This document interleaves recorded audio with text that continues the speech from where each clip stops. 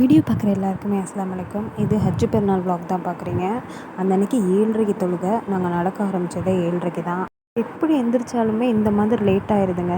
என்ன பண்ணுறதுன்னு தெரில. ஆனால் எந்த பெருநாளைக்குமே எங்களுக்கு இப்படி ஒரு இடம் கிடச்சதில்ல. ஃபஸ்ட்டு இடத்துல நாங்கள் உட்காந்துருந்தோம். இங்கே தொழுகையெல்லாம் முடிச்சுட்டு போகும்போது ஒரு வீட்டில் பலாப்பழம் இருந்தது. அதை அப்படியே ஒரு ஷார்ட் எடுத்துகிட்டு அப்படியே என் தம்பியை உங்களுக்கு காமிச்சிருக்கேன். எங்கள் அக்கா அந்த பூவை பறிச்சிட்டு இருந்தது, அதையும் வீடியோ எடுத்துகிட்டு அப்புறம் வீட்டுக்கு ஃபோட்டோஸ்லாம் எடுக்க ஆரம்பித்தாச்சு. லாலாவை தூக்கிட்டு போயிட்டாங்க தொழுகைக்கு. அதனால தான் நான் தொழுகையே போனேன். அங்கே உள்ள பள்ளிவாசல் வச்சு ஃபோட்டோ எடுத்துகிட்டு அதுக்கப்புறம் நாங்களும் 2-3 செல்ஃபி இதெல்லாம் எடுத்துருக்கோம். அதையும் ஆட் பண்ணியிருக்கேன். தொழுகை போயிட்டு வந்ததுக்கப்புறம் தான் சிக்கன் குழம்பே வைக்க ஆரம்பித்தோம். ஏன்னா லேட் ஆகிடுச்சுங்க ரொம்ப. சிக்கன் குழம்பு எல்லாம் சாப்பிட்டு முடிச்சுட்டு அப்புறமே பிரியாணி பண்ண ஆரம்பிச்சிட்டேன். அந்த அன்றைக்கி பிரியாணி நல்லா வந்துருந்துச்சு. ஆனால் ஒரே ஒரு மிஸ்டேக் ஆகிடுச்சு. என்னென்னா அரிசி ரொம்ப விதையாயிடுச்சு.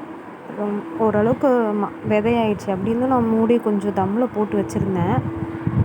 ஆனால் கொஞ்சம் விதையாக தாங்க இருந்துச்சு அந்த அன்றைக்கி. ஆனால் பிரியாணி டேஸ்ட்லாம் நல்லா தான் இருந்தது. பார்க்கவே இப்போயுமே எச்சி ஊறுது.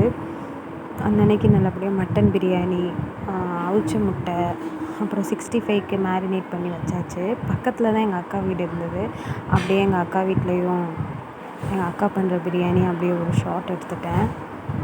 ஷார்ட் எடுத்துகிட்டு எங்கள் வீட்டுக்கு போயிட்டு நான் 65, அவிச்ச முட்டை, ரைத்தா இது எல்லாத்தையும் எடுத்து வச்சுட்டு அடுத்து ஈவினிங்க்கு ட்ரெஸ் பண்ணிவிட்டு ஃபோட்டோஸ்லாம் எடுத்துகிட்டு இன்னொரு அக்கா வீட்டுக்கு போயிட்டோம். இது பார்த்திங்கன்னா லாலா நடக்க ட்ரை பண்ணுறது தான் அவங்களுக்கு ஆட் பண்ணியிருக்கேன். ஆனால் இப்போலாம் லாலா நடந்துட்டான், நல்லாவே நடந்துட்டான்.